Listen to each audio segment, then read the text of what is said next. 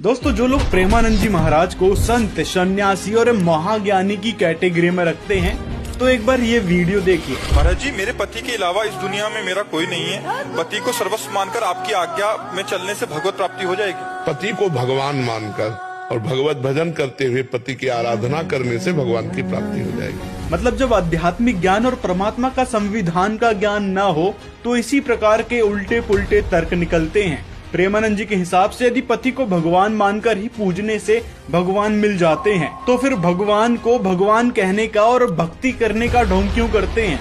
भगवान तो फिर सब में है।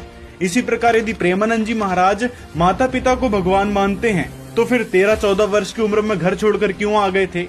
अब भगवान को छोड़कर भगवान को पाने के लिए आप बाहर आ रहे हैं, तो फिर आपसे बड़ा बुद्धिमान तो कोई हो ही नहीं सकता। जबकि गीता में स्पष्ट लिखा है कि भगवान की प्राप्ति के लिए उनके मंत्र का जाप करना जरूरी है। जैसे गीता अध्याय 17 के श्लोक 23 में लिखा है कि उस सच्चिदानंद घन ब्रह्म को पाने का केवल यह ओम तत्सत, यह एक सांकेतिक मंत्र है।